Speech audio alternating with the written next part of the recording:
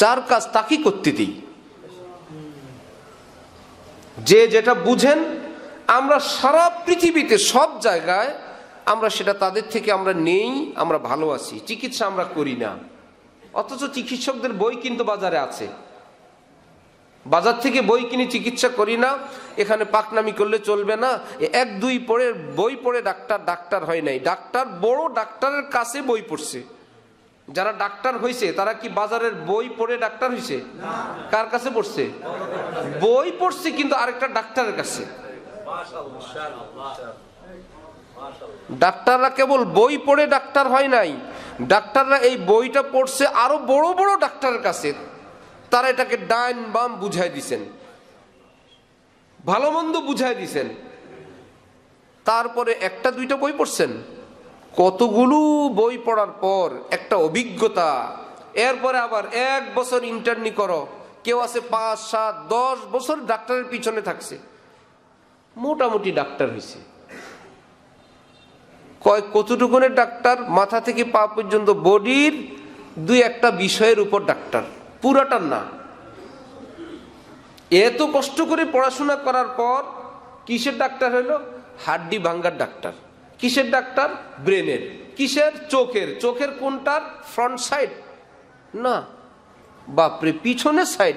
চোখ এইটুকুন একটা বল, এটা আবার ডাক্তার সামনের সাইডের কেউ, ব্যাক সাইডের কেউ। আল্লাহর শরীয়তটা কি একটা চোখের সমান? 3.5 হাত বডির সমান?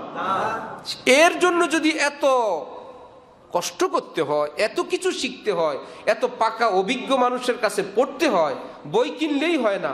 কে বুদ্ধি দিল আমার ভাই আপনাকে যে ইসলাম এটা বই পড়লে হয়? একা একা বই পড়লে ইসলাম শেখা যায়? কোন বইটা আপনি পড়তে পারবেন তারও তো একটা সিস্টেম আছে।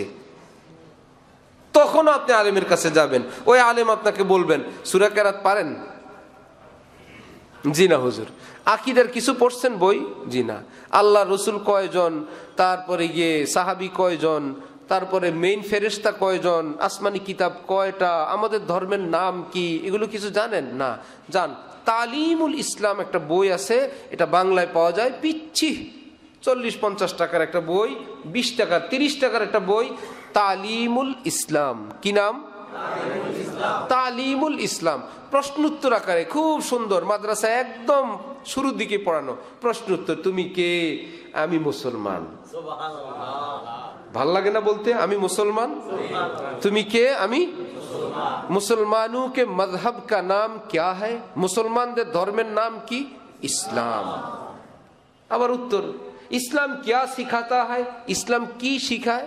ইসলাম ये सिखाता है अल्लाह ताला एक है, सुभान अल्लाह, बंदगी के लायक वही है, ইবাদতের উপযুক্ত কেবল তিনি। এগুলো পড়লে কি ভালো লাগবে না? একটু আকায়েদ তো কিছু শিখেন, কারো কাছেই যাবেন না। ভাই, আমরা যখন বাসে চড়ি, বিমানে চড়ি, ট্রেনে চড়ি, এই চালক সাহেব এর থেকে তার পিছনে প্যাসেঞ্জার কেউ কি নাই তার চেয়ে বেশি শিক্ষিত? পয়সাওয়ালা, ক্ষমতাবান? বসে থাকেন কেন? আপনি যান সামনে।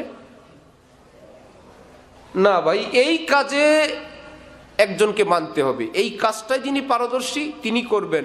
বড়ওয়ালারা নিজের জায়গায় বড়, এখানে আমরা সবাই প্যাসেঞ্জার, একজন চালক, তিনি তার মতন চালাবেন। হ্যাঁ, তাকে আমার ভালো লাগে না, আমি আরেকটা গাড়িতে উঠবো, সেটা আমার ব্যাপার, কিন্তু আমার কাউকে না কাউকে মানতে হবে। ইসলামের বিষয়, কোরআন হাদিসের ব্যাপারে যদি কারো গভীর জ্ঞান থাকে, তিনি তো তার জ্ঞান অনুযায়ী চলবেন। যে গাড়ি চালাইতে জানে, ড্রাইভার লাগে না, মাশাআল্লাহ, নিজের গাড়ি নিজে চালায়। আর যে নিজে গাড়ি চালাইতে জানে না, তার কি কোনো চালকের শরণাপন্ন হইতে হবে না? দুইটার রাস্তার একটা তো লাগবে, গন্তব্যে পৌঁছতে হবে। হয়তো নিজে গাড়ি চালাবেন, অথবা কোনো চালক আপনি তার পিছনে আপনি বসবেন, কোনোটাই করবেন না।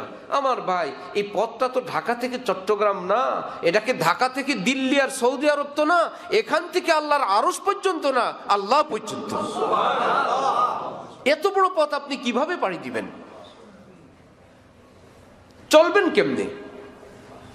হযরত মুজাদ্দিদ আল ফিসানি রহমতুল্লাহি আলাইহি বলেন, বন্ধু একটা কাজ করো, জাহাজে তো কত মানুষ চড়ে, সবাই কি চালায়?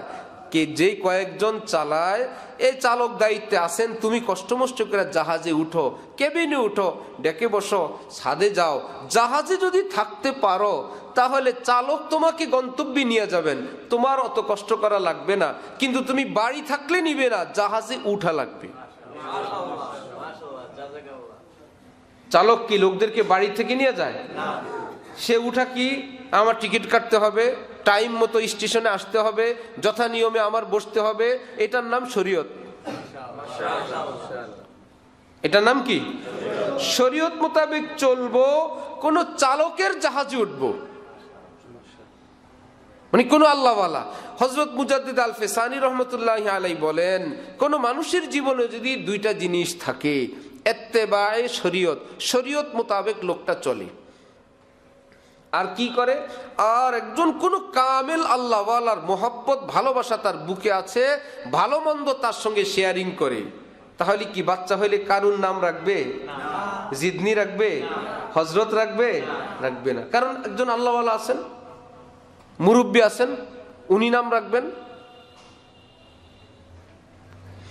আর যখনই ভুল হবে দৌড়, আমার তো এই ভুল হয়ে গেছে। সাহাবায়ে কেরাম দৌড়ে যেতেন, আমি তো অ্যাক্সিডেন্ট করে ফেলছি, আমার তো এই ভুল হয়ে গেছে। তিনি একজন আছেন। হযরত মুজাদ্দিদ বলেন, এই দুই গুণ নিয়েই যার জীবনটা কাটতে থাকলো, তার জীবনে সে দেখছে আমার এই ভুল, এই কমতি, আহা এই অন্যায়, অন্ধকার আর অন্ধকার। উনি বলেন কিয়ামতের মাঠে এই দুই জিনিসের বরকতে শরীয়ত মোতাবেক সে চলছিল, কোন আল্লাহওয়ালার মোহাব্বত নিয়ে থাকছিল, এই দুই আমলের বরকতে নিজের দেখা যত অন্ধকার ছিল, কিয়ামতে গিয়া দেখবে আল্লাহ সব নূর আর নূর বানায় রাখছেন।